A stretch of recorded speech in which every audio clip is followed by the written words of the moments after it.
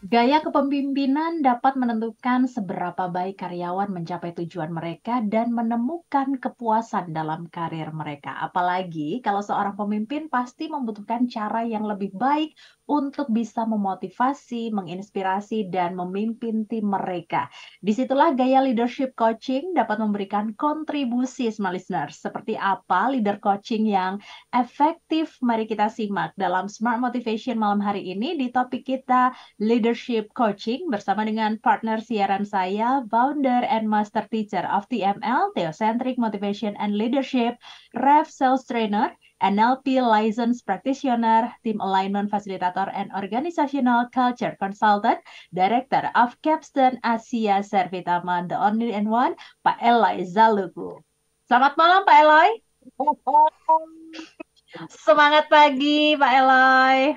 Seperti biasa. Maria Delsa, kabarnya baik dan alhamdulillah siap menginspirasi Nusantara. Siap menginspirasi Nusantara. Bagaimana kesibukan di 1 minggu kita tidak bertemu ini, Pak Eloy? Sibuk apa saja? Padat merayap. Jadi seperti biasa, yang namanya pembicara, maka kerjanya bicara di mana-mana. Besok saya juga akan di grup Panin Mhm. dan kemudian mengenai buku, jadi buku Leadership and Culture Transformation. Sedang dalam tahap proses untuk diedit dan final di Gramedia Pustaka Utama. Demikian, Mbak Maria. Oke, Pak Eloy. Tapi kita malam hari ini adalah leadership coaching. Tapi sebelum kita membahas, kita mungkin flashback di 2 minggu yang lalu ya, Pak Eloy. Kita membahas tema coaching and mentoring kalau tidak salah bersama dengan Coach Ruli. Nah, sebelum kita lanjutkan, Pak Eloy mungkin bisa mengingatkan kita kembali apakah ada kesamaan dengan topik kita malam hari ini? Silahkan. Yes, jadi ini adalah lanjutan dari pembahasan itu, Mbak Maria.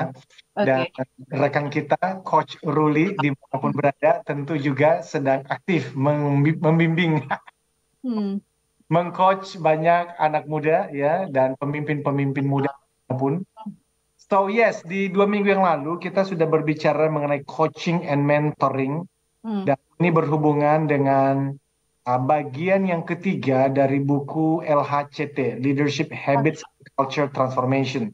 Karena buku itu kan berbicara mengenai 4 bagian sebetulnya, Mbak Maria. Hmm. Dan dalam waktu dekat kita juga akan mulai yang kami sebut sebagai book highlight. Kita akan bicara dari bab demi bab secara ringkas. Hmm. Jadi bagian pertama itu tentang membangun kebiasaan pemimpin, membangun kebiasaan pemimpin. Oke. Karena saya meyakini kebiasaan seseorang itu menentukan kualitas kepemimpinannya. Yes, Nah, yang betul. kedua, saya membahas mengenai menetapkan prinsip kepemimpinan. Hmm. Karena ada banyak orang berbicara mengenai leadership, kepemimpinan, bahkan menjadi seorang pemimpin dan bisa memimpin puluhan, ratusan, bahkan ribuan. Tetapi tanyakanlah kepada beberapa di antara mereka definisi kepemimpinan. Dari survei kecil-kecilan yang saya lakukan selama training sejak tahun 2005, saya menemukan 9 dari 10 orang yang saya tanyakan tentang definisi kepemimpinan, mereka nggak bisa menjawab dengan confident apa definisi kepemimpinan bagi mereka. Hmm. Nah, Mbak Maria, ini penting sekali karena kalau seseorang tidak bisa mendefinisikan kepemimpinan, maka berarti dia kan tidak jelas kepemimpinan itu apa. Kalau dia tidak clear apa yang Hmm. disebut sebagai kepemimpinan, baik itu karakter dan kompetensinya, maka tentu tidak bisa melakukan praktik kepemimpinan secara baik. Loh, tapi kan nyatanya berhasil banget. Wow, keberhasilan itu bisa jadi adalah sebuah kebetulan. Dan ketika nanti beliau dipindahkan ke tempat lain, belum tentu bisa memperoleh keberhasilan yang sama. Karena keberhasilan bisa jadi berbagai faktor. Emang anggota timnya hebat saja, Hmm. dan di mana ada apa anggota tim yang hebat, maka memang tidak membutuhkan kepemimpinan yang harus terlalu hebat. So, itu yang kedua di dalam buku tersebut. Tapi yang ketiga yang berhubungan dengan yang kita bicarakan malam ini adalah memberdayakan anggota tim. Memberdayakan anggota tim. Dan itu membutuhkan leadership coaching. Dan sebelumnya kita sudah bahas mengenai coaching and mentoring. Dan nanti bagian yang keempat itu berbicara tentang mewariskan budaya organisasi. Mewariskan budaya organisasi. So, itu yang sudah kita bahas sebetulnya 2 minggu yang lalu tentang coaching and mentoring. Dan coaching penting sekali. Saya meyakini pengaruh coaching terhadap pengembangan kepemimpinan dan peningkatan kinerja. Coaching adalah tools terhebat dan terbaiknya. Demikian, Mbak Maria. Oke, Pak Eloy. Saya tertarik tadi seperti yang dikatakan Pak Eloy, 9 dari 10 pemimpin ini ternyata tidak confident menjawab pertanyaan Pak Eloy, apa itu kepemimpinan. Nah, mungkin Pak Eloy bisa di malam hari ini bisa menjelaskan secara singkat definisi dari kepemimpinan itu seperti apa sih, agar para leaders yang mendengarkan ini juga paham gitu bahwa kepemimpinan itu bukan berarti berkuasa atas segalanya, atau seperti apa Pak Eloy? Very good, very good. Nah, saya menyampaikan dulu bahwa tidak ada definisi kepemimpinan yang paling cocok untuk setiap orang di setiap situasi. Saya ulang, smart listeners dan sahabat TML, mohon dengarkan baik-baik. Ini kalau kita bisa pahami aja, maka kita sudah satu langkah di dalam keseriusan belajar dan praktik kepemimpinan. Ini kalimatnya, tidak ada definisi yang paling baik, yang paling cocok untuk setiap orang di setiap situasi. Tidak ada. Maka di dalam buku Leadership Habits and Culture Transformation, saya singkat dengan LHCT, itu ada satu bab, judulnya adalah mendefinisikan ulang kepemimpinan, redefine leadership. Dan di situ saya memberikan 3 contoh tentang definisi kepemimpinan. Dan saya mengatakan atau saya menulis bahwa ini hanya contoh. Bagi seseorang yang betul-betul serius mau menjadi student of leadership, menjadi pembelajar terhadap kepemimpinan, mau sungguh-sungguh berlatih, maka dia harus membuat definisi kepemimpinan versinya sendiri. Oke. Sehingga nanti akan muncul yang namanya authentic leadership. Authentic leadership. Bahwa kita bisa belajar dari banyak orang, of course. Kita belajar dari para pemimpin-pemimpin hebat yang pernah hadir di zaman sebelumnya dan zaman kita hari ini. Tentu saja. Tetapi kehebatan Pak Jokowi itu tidak bisa kita tiru 100%. Kenapa? Karena tadi harus ada 3 syarat di dalam kita membentuk definisi kepemimpinan. Yang pertama, believe it. Harus yakin. Karena bahkan di dalam buku itu saya memberikan 3 contoh definisi kepemimpinan. Dan saya mengatakan, kalau Anda tidak yakin dengan definisi ini, percuma. Jadi karena itu, pikirkan apa yang Anda yakini. Dan yang kedua, harus relevan. Kalaupun teman-teman itu betul-betul yakin dengan definisi kepemimpinan tersebut, tapi kalau nggak relevan di industri yang Anda pimpin, di dalam tim yang Anda pimpin, juga tidak ada gunanya. Ada satu syarat lagi yang nanti saya sharingkan setelah yang satu ini. Penasaran banget, tinggal satu aja, gantung sekali, tapi kita akan bersambung di sesi kedua. Ya, small listeners, Anda juga bisa bertanya dan juga berpendapat di 0812 11 12 959. Smart Motivation segera kembali. Apakah menjadi trainer, motivator, coach, dan konsultan merupakan impian terdalam yang ingin Anda wujudkan saat ini? Eloy Zaluhu, Founder and Master Teacher of TML, Theocentric Motivation and Leadership, kembali memberikan kesempatan kepada 25 orang terpilih untuk menjadi Certified Theocentric Motivator batch ke-6 tahun 2023. Jadilah Theocentric Motivator and Professional Sales Trainer dengan konsep pelatihan yang menggabungkan pemahaman spiritual dengan ilmu motivasi dan strategi penjualan yang tepat. Dilatih secara langsung oleh Master Teacher Eloy Zaluhu. Dapatkan sertifikasi dan legalitas untuk mengajarkan materi pelatihan Theocentric Motivation and Drive Sales Principles di seluruh Indonesia dengan peluang penghasilan hingga 25 juta rupiah per 1 hari training, bahkan lebih. Pelatihan dilaksanakan secara hybrid pada hari Jumat dan Sabtu 15 sampai 16 September dan 22 sampai 23 September 2023. Ayo, dapatkan penawaran khusus terbatas hanya untuk batch 6 tahun 2023. Potongan hingga 50% dari investasi normal. Syarat dan ketentuan berlaku. Segera daftarkan diri Anda di 0813 983 98127. Kesempatan terbatas. Be the next certified theocentric motivator and rave sales trainer.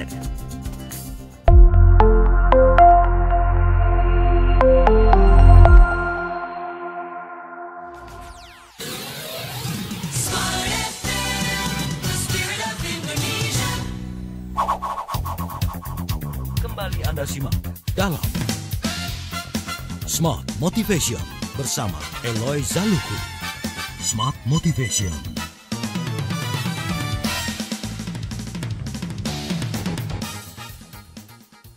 Smart Business and Inspiration, terima kasih Anda masih bersama kami dalam Smart Motivation di topik malam hari ini, Leader Coaching. Tidak ada sebuah definisi pasti dari sebuah kepemimpinan, namun kesuksesan organisasi bisa terrealisasi karena banyak faktor. Salah satu yang terpenting adalah peran seorang leader dan gaya kepemimpinan yang ia terapkan. Ada 3 faktor yang harus dimiliki oleh para pemimpin ya, yang tadi sudah disebutkan oleh Pak Eloy. 2 di antaranya adalah believe it atau keyakinan, relevan, dan sisa satu lagi. Silahkan Pak Eloy dilanjutkan. Jadi kita sedang berbicara tentang definisi kepemimpinan. Itu pun menjadi pertanyaan dan diskusi yang selalu seru di dalam kelas-kelas pelatihan kami, Mbak Maria.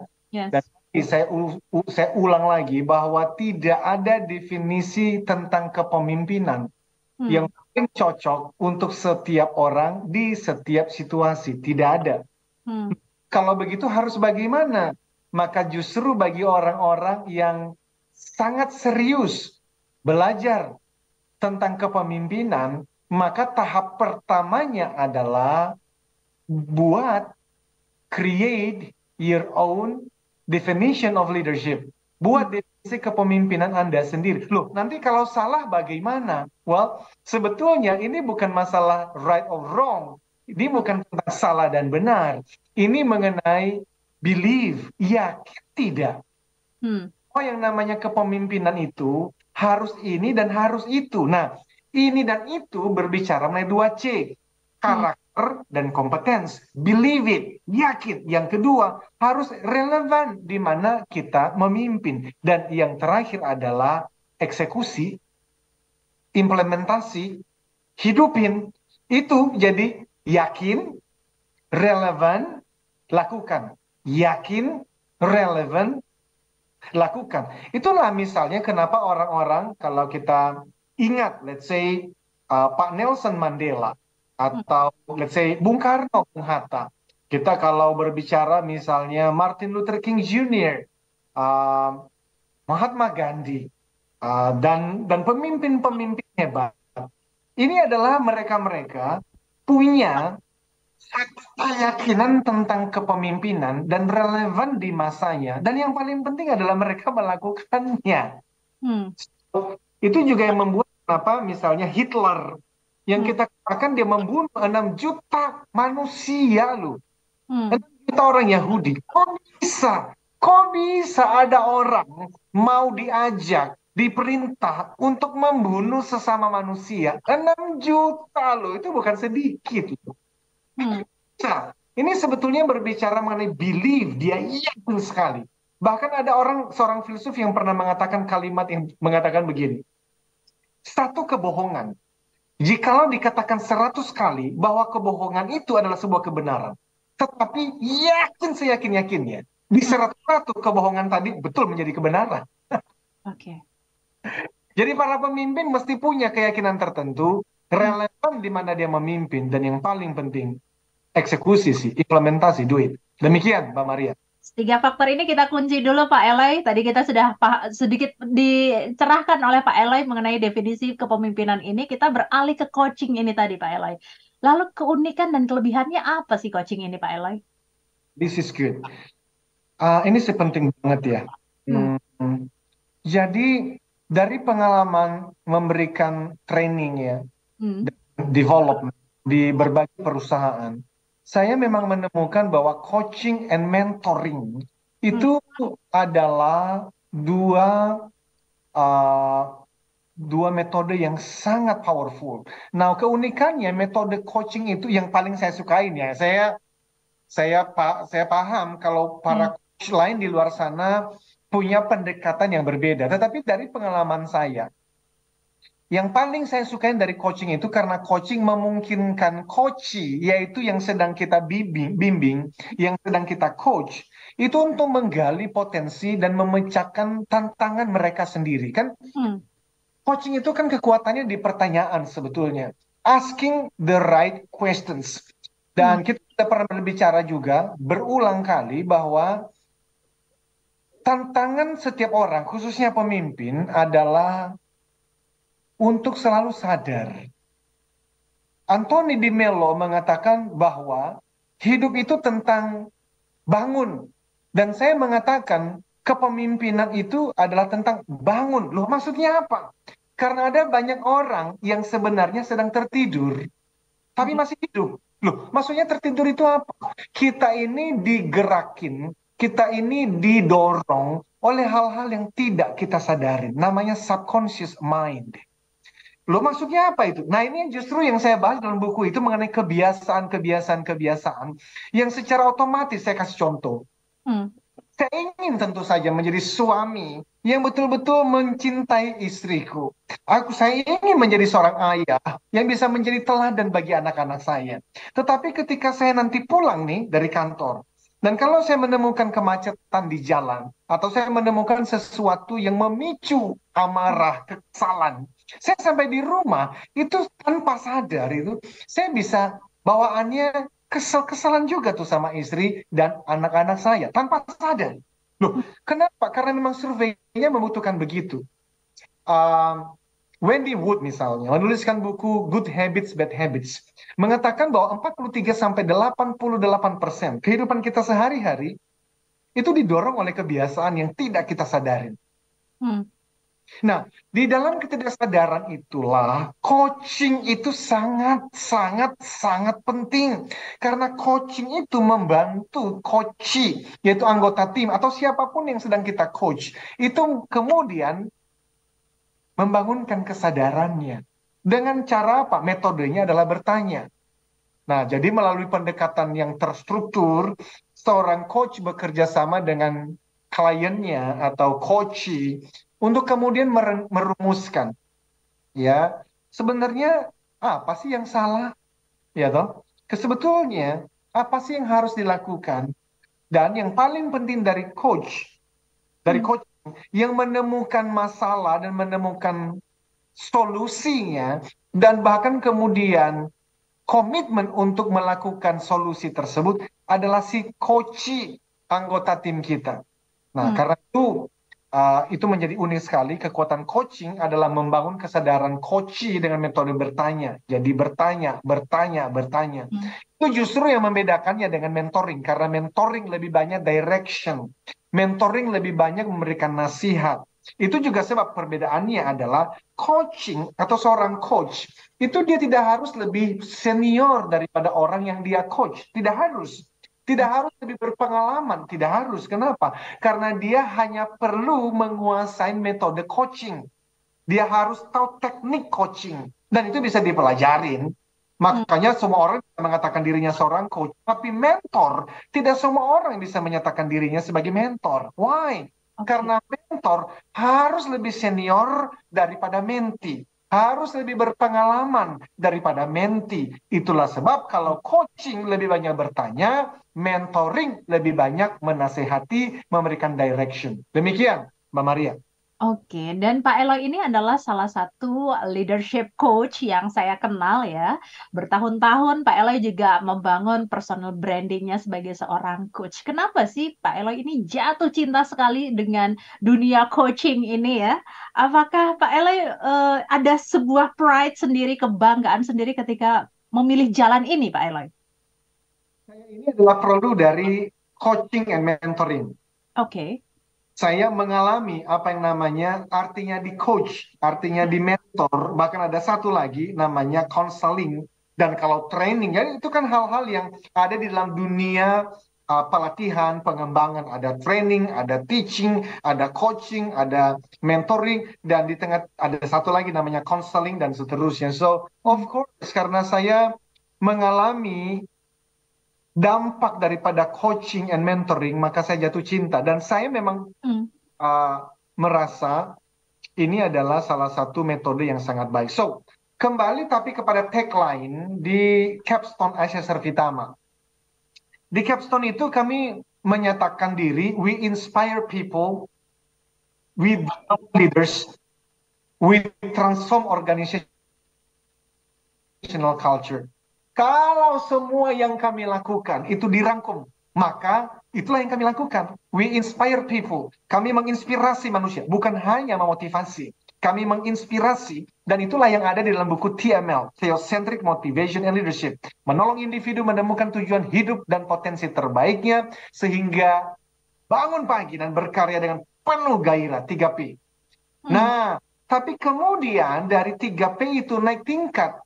Apa itu? Sehingga orang-orang yang sudah ketemu dengan 3P berlatih dan dilatih menjadi pemimpin terbaik di bidang masing-masing supaya mendapatkan hasil terbaik hingga 10 kali lebih baik demi kesejahteraan bersama. Now, leadership di tingkat yang kedua tadi itu nggak bisa orang berlatih sendirian menjadi seorang pemimpin. Dia butuh laboratorium kan. Dia membutuhkan tempat di mana dia berlatih. Dan yang paling penting, ya dia butuh seorang coach. Ini justru yang membedakan pemimpin-pemimpin hebat dengan pemimpin-pemimpin yang rata-rata. Karena coaching menjadi sesuatu yang sangat penting. Bahwa ada orang-orang, ada tuh seorang pemimpin yang tidak pernah di-coach, tapi berhasil, dari 270 juta manusia Indonesia, berapa persen yang seperti beliau? Oh, sedikit sih, baru ketemu sih.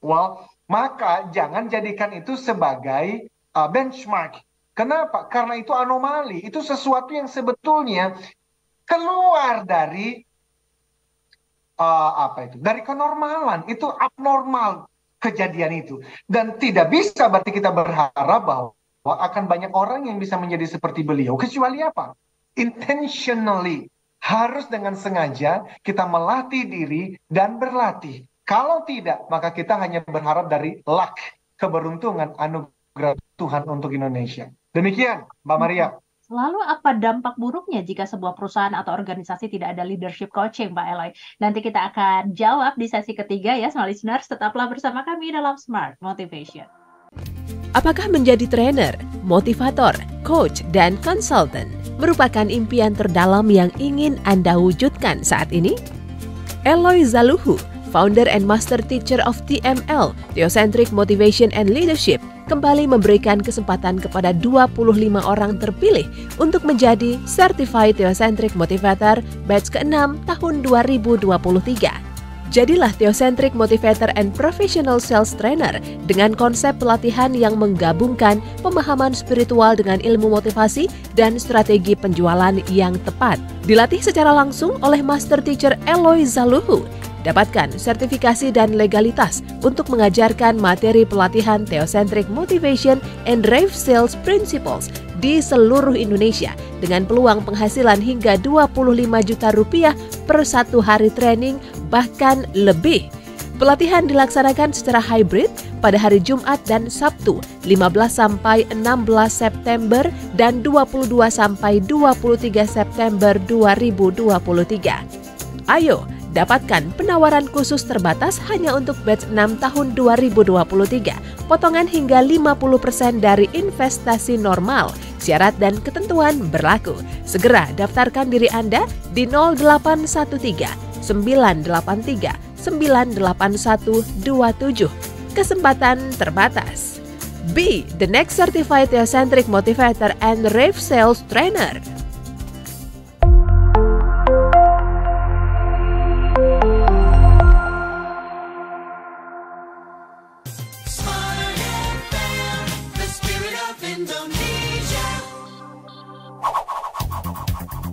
Kembali Anda simak dalam Smart Motivation bersama Eloy Zaluku. Smart Motivation.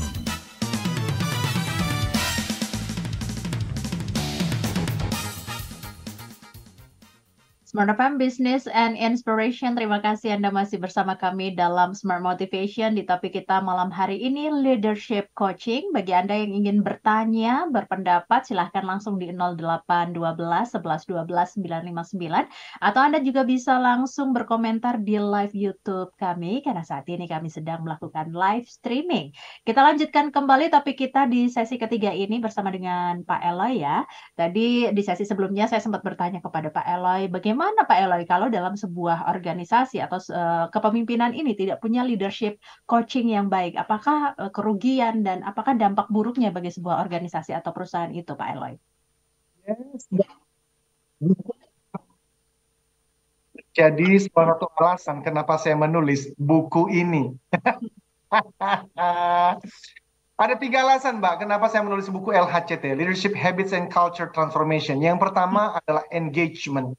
Now, engagement itu saya membayangkan dan memperjuangkan hadirnya budaya kerja, di mana karyawan pemerintah dan swasta bangun pagi dengan penuh semangat untuk berkarya dengan penuh gairah dan keunggulan demi mempersembahkan hasil yang 10 kali lebih baik. Engagement. Now, engagement di dalam kondisi perubahan saat ini ya, kita tidak hanya berbicara mengenai tantangan ekonomi, kita tidak hanya berbicara mengenai disrupsi teknologi, kita bicara mengenai artificial intelligence, kita juga tidak hanya berbicara mengenai inklusivitas misalnya, tetapi juga generasi Z, generasi Y, dan generasi Alpha, dan begitu banyak perubahan. Sehingga kepemimpinan sendiri harus juga mengalami transformasi. Nah, sehingga kalau tidak ada leadership coaching di dalam sebuah tim atau perusahaan, maka kemungkinannya 2 hal yang terjadi. Yang pertama adalah, ya tadi, orang buta memimpin orang buta.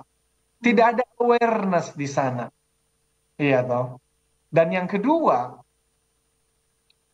kebiasaan lama terus dibawa dalam praktik kepemimpinan 2023 yang mana sudah banyak perubahannya. Dan akibatnya apa itu? Well, everything rises and falls on leadership. Ini kata dari guru kepemimpinan dunia, Pak John C. Maxwell. Everything rises and falls on leadership. Segala sesuatu, jatuh bangun, berhasil atau gagal, ditentukan oleh kepemimpinan. Jadi beliau pernah bercerita ya, Pak John C. Maxwell tuh, kalau lagi membantu perusahaan yang sedang terpuruk, supaya bisa kemudian di turn around, bisa berhasil lagi, bisa perform, sehingga tidak lagi bleeding, berdarah-darah, suntik dana terus-menerus. Maka dia mengatakan begini, selalu yang kami lakukan adalah kita pecat dulu CEO-nya. Pemimpin tertingginya mesti dipangkas dulu. Kenapa? Karena kalau di perusahaan itu ada pemimpin yang hebat, nggak mungkin perusahaannya berdarah-darah. Betul. So, leadership. Berbicara mengenai leadership, segala sesuatu ditentukan oleh kepemimpinan, baik itu di level bangsa, perusahaan, tim, dan juga keluarga. Demikian, Mbak Maria. Oke, berarti ini bisa diartikan bahwa leadership coaching ini biasanya diundang oleh para perusahaan sebagai bagian dari program pengembangan kepemimpinan ya Pak Eloy, melalui metode coaching atau pembinaan yang sesuai konteks dari masing-masing perusahaan. Apakah seperti itu? Absolutely, yes. Betul sekali Mbak Maria. Jadi dari pengalaman kami memberikan leadership coaching ini, maka memang betul perusahaan mengundang kami ya, dan itu menjadi bagian dari program pengembangan kepemimpinan di perusahaan itu, kan? Sesuai dengan konteks. Konteksnya apa? Ya apa yang sekarang sedang dialami oleh perusahaan tersebut, dan kemudian bahkan di dalam konteks pemimpin, let's say sales leader, dengan IT, di bagian IT misalnya, atau di bagian accounting, atau di purchasing, atau di warehouse misalnya, itu konteksnya bisa berbeda. Oh betul sekali, leadership coaching terutama itu tentang, kan menjadi pemimpin terbaik yang diinginkan. Jadi perusahaan pasti ingin tuh, oh kalau everything rises and falls on leadership, segala sesuatu dibangun berdasarkan kepemimpinan. Dan let's say CEO, Board of Directors, itu semuanya sudah punya kepemimpinan yang bagus. Pertanyaannya, level menengahnya bagus atau tidak?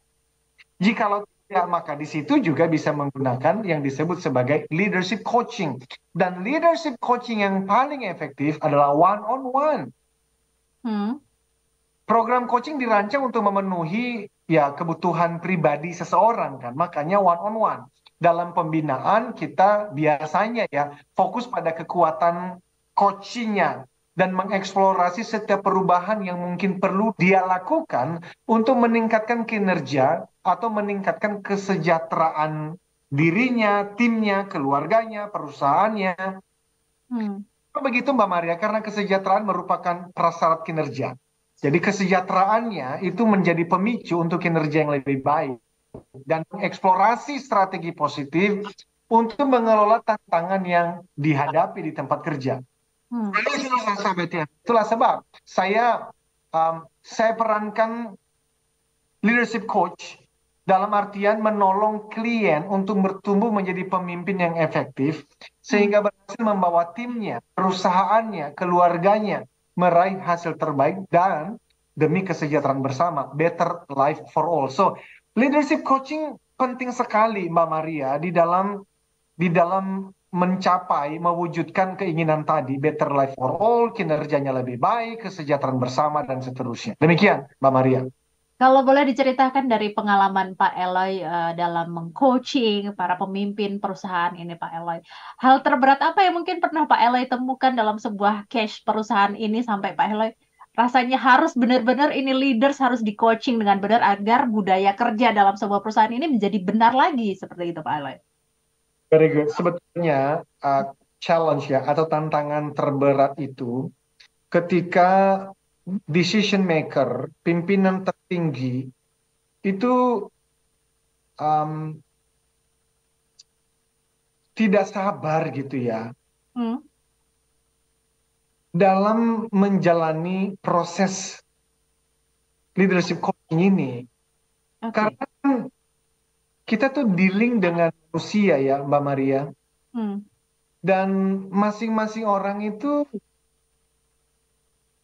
kecepatan bertumbuhnya itu bisa berbeda. Karena biasanya kan saya memulainya dari habits dulu. Dan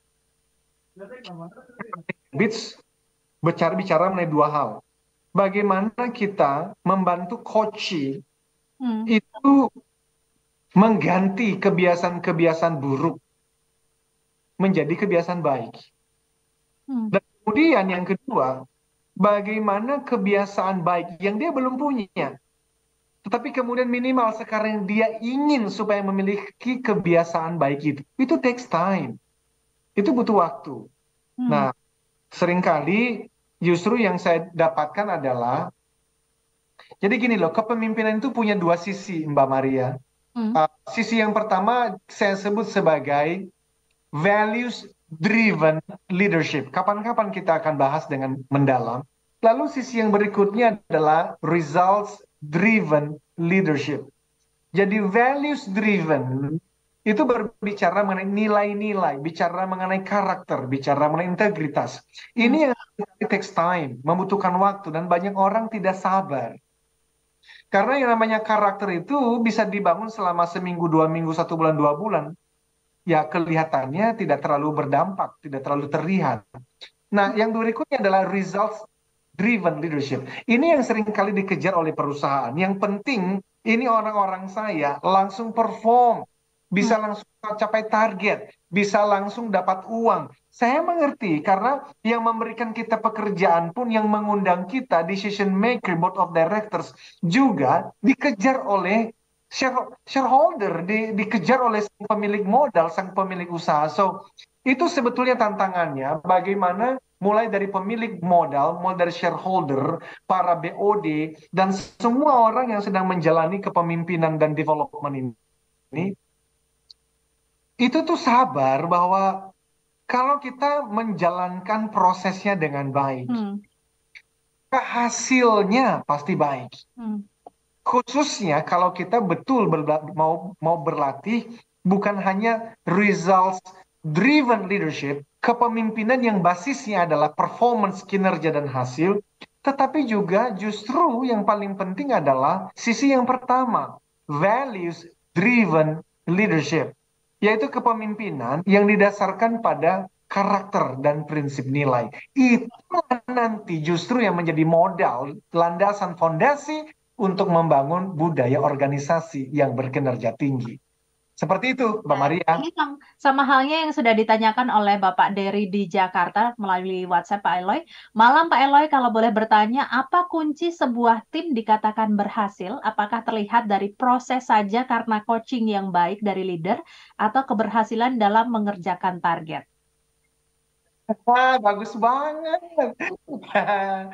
Ya, sebenarnya kan dua-duanya ya, kita bicara mengenai karakter, kita bicara mengenai kompetensi.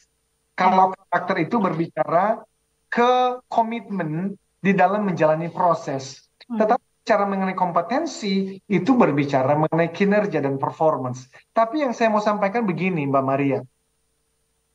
Terlalu banyak orang yang fokusnya pada hasil, results. Dan itu justru merusak budaya perusahaan itu. Loh, bagaimana maksudnya? Let's say ada dua tim. Tim A dan tim B. Oke. Okay?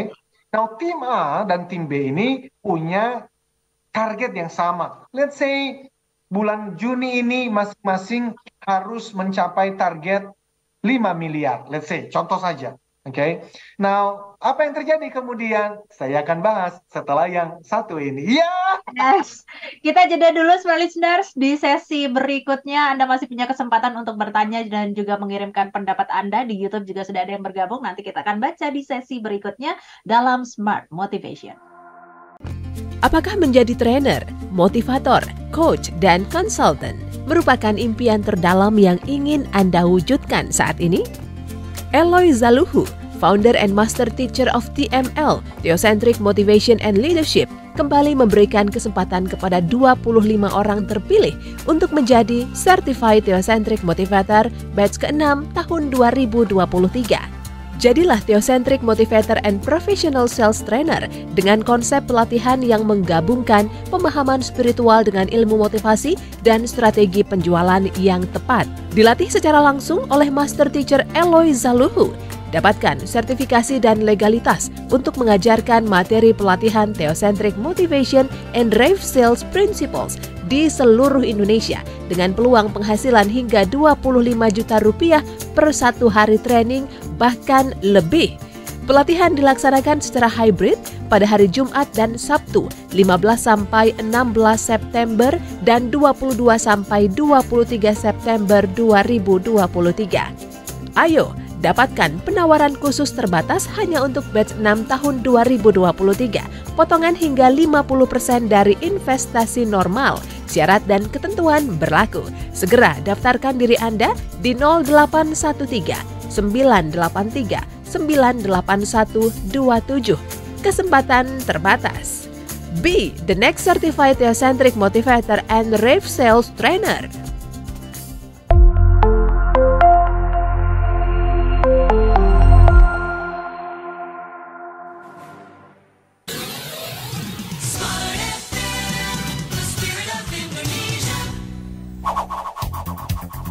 Kembali Anda simak dalam Smart Motivation bersama Eloy Zaluku. Smart Motivation.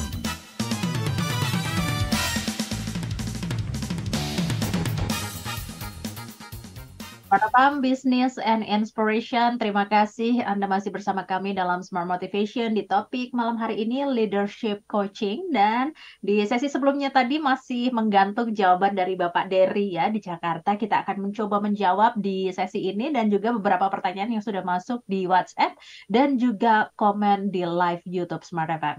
Silahkan Pak Eloy, mungkin bisa dilanjutkan tadi jawaban yang sedikit menggantung tadi.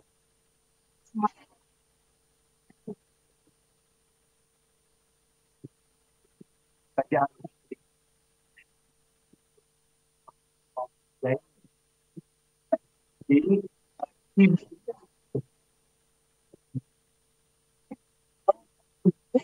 itu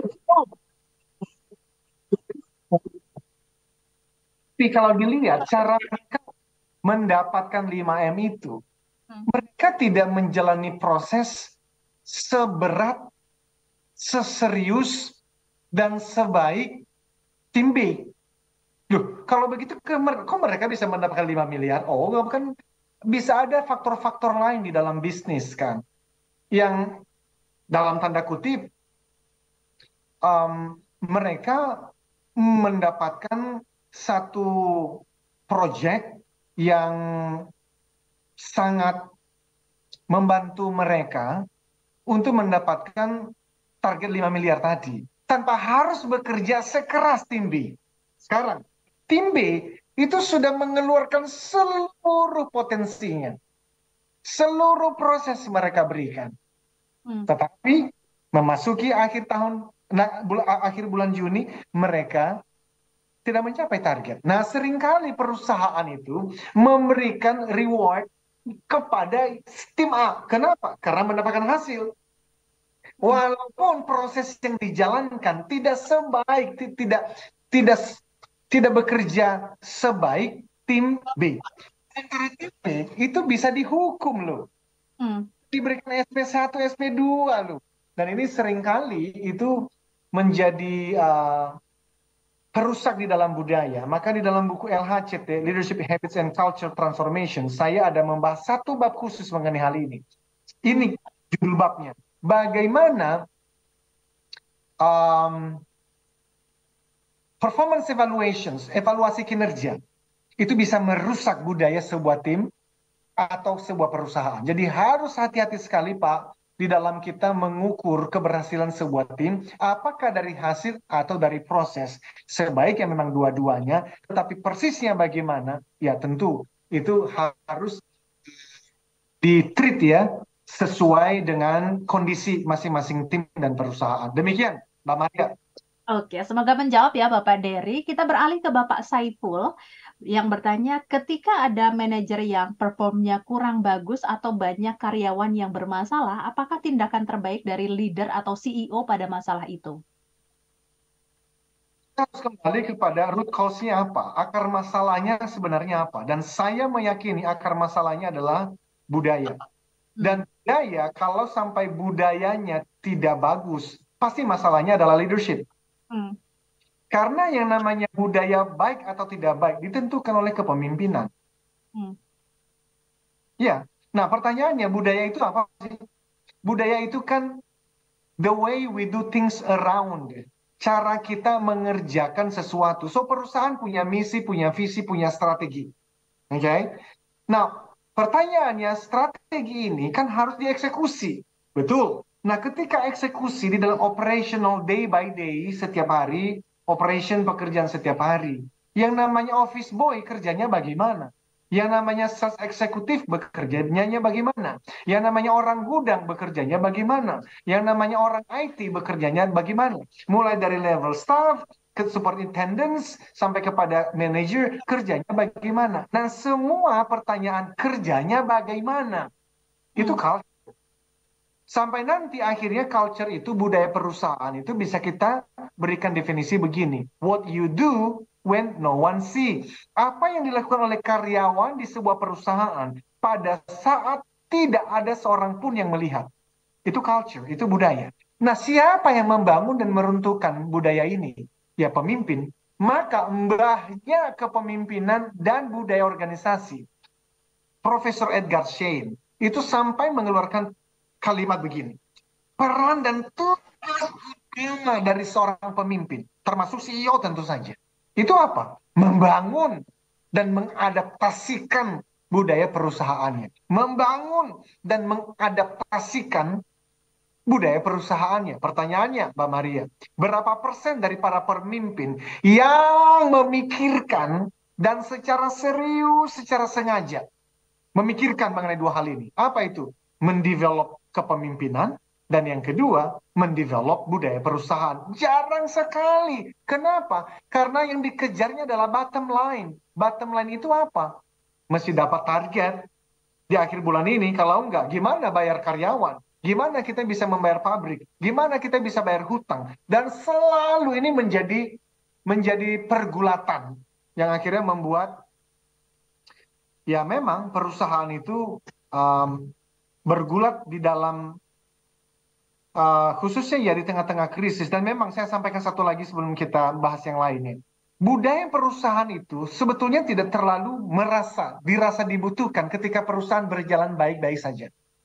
Betul. Tetapi ketika perusahaan lagi goyang, seperti tadi Bapak berkata, gimana ya kalau anggota tim kita bekerja yang kurang baik? Justru di situ culture menjadi penting dan harus dibangun. Dibangunnya dari mana? Kepemimpinan. Demikian, Mbak Maria.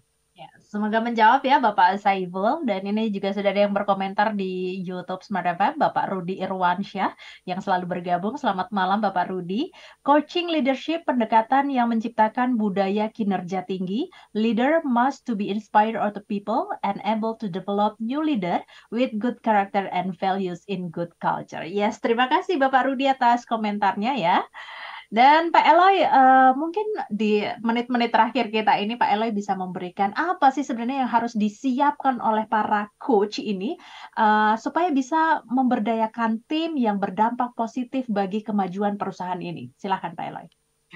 Thank you Mbak Maria. Sebelum saya ke sana izin saya menyapa Pak Rudi ya, karena Pak Rudi ini bukan hanya pendengar setia, tapi pecinta TML, Theocentric Motivation and Leadership.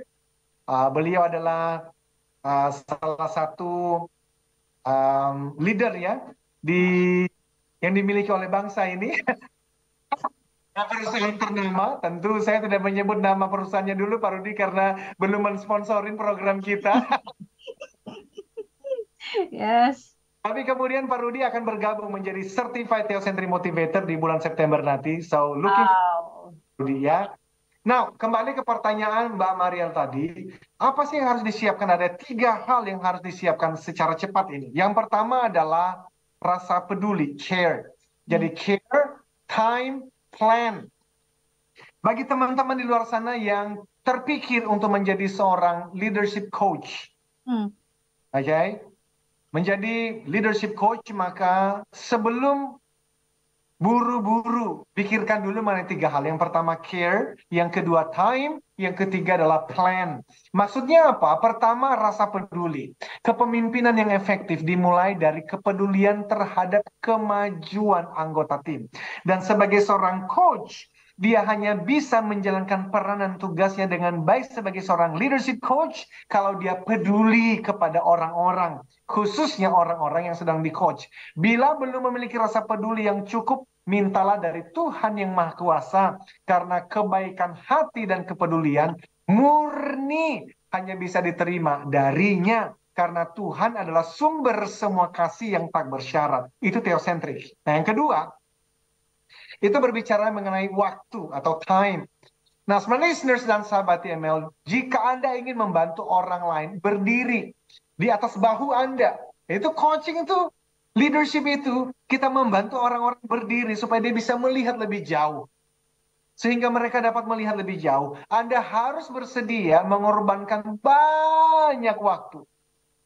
Dan Mbak Maria, banyak orang yang ingin menjadi leadership coach atau mentor yang berdampak, tetapi ketika mereka menyadari berapa banyak waktu, pengorbanan yang harus diberikan, biasanya mereka mundur sih.